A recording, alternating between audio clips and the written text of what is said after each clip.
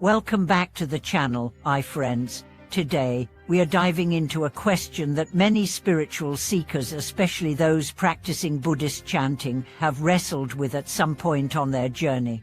Should you chant the Buddha's name out loud, or should you do it silently within your heart? It seems like a simple matter of technique, but the answer opens the door to a much deeper understanding of intention, presence, and what true merit in practice really means. This isn't just a technical question. It's a window into your entire relationship with the Dharma, with your mind, and with your spiritual discipline. Because whether you chant loudly in a temple, softly to yourself at night, or silently in your thoughts on a crowded subway, what truly matters is not the volume of your voice but the clarity of your heart. And today, we are going to unpack that. Let's begin with a common scenario. You walk into a Buddhist temple and hear the resounding voices of monks chanting Amitabha name with force and focus. The room is filled with resonance, and you can feel the vibration in your chest. It's powerful, it's communal, it uplifts you.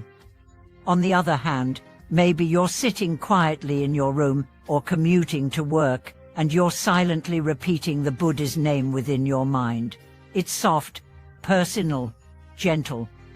In both cases, you are invoking the same sacred name, but which is more powerful? Which brings more merit? To answer that, we need to dive beneath the surface of ritual into the soul of practice. In the Pure Land tradition of Buddhism, chanting the Buddha's name Eni and Fo is not just about making sound. It is about invoking presence, cultivating faith, and connecting your consciousness to the enlightened state of the Buddha. And the texts are clear. What matters most is not the sound, but the mind behind it. The great masters have always taught that the essence of chanting lies in the heart's concentration and sincerity. Whether you are shouting, whispering, or thinking the Buddha's name, the real question is, are you present? Are you fully there, or is your mind wandering? Let's look at the practice of chanting in 3 dimensions. First, there is vocal chanting, speaking or singing the name out loud. This method engages the body, speech, and mind. It helps anchor your attention and, for many, prevents the mind from drifting. The physical act of vocalizing becomes a vehicle for focus. In group settings, it creates harmony, unity, and a field of shared energy. There's power in that, like singing in a choir, each voice supporting the others, amplifying intention. But there's also the practice of silent or mental chanting. Here, you sit in stillness, and the Buddha's name becomes your internal breath. There is no sound, no movement, just the pulse of sacred remembrance. This method draws your awareness inward. It refines your concentration. It becomes a dialogue between your highest self and the essence of awakening.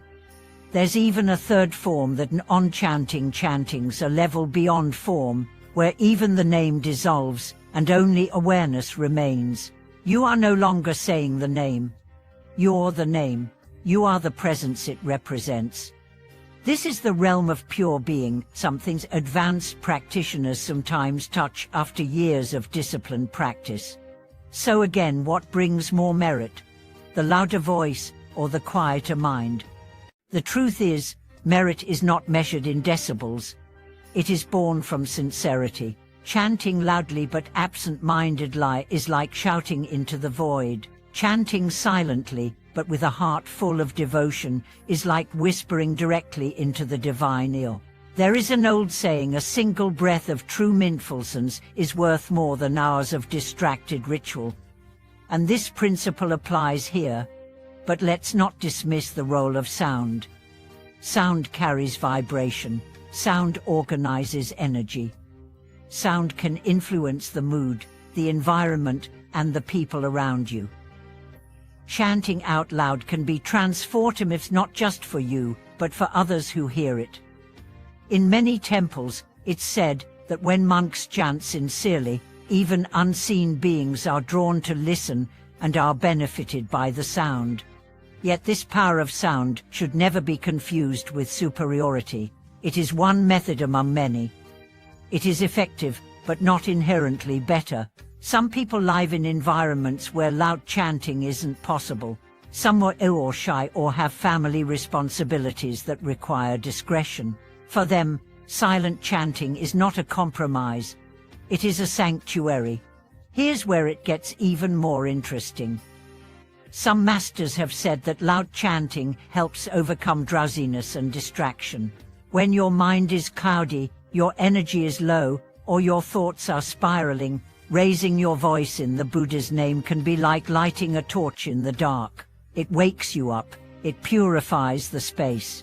But over time, as your practice matures, you may find your energy shifts naturally inward, the name becomes internalized. You chant less with your mouth, more with your soul.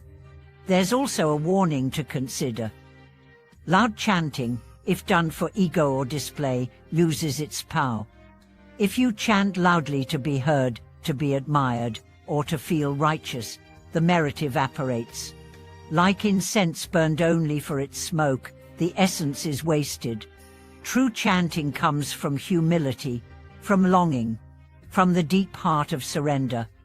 Merit, then, is not something you collect like coins. It is the energy of alignment.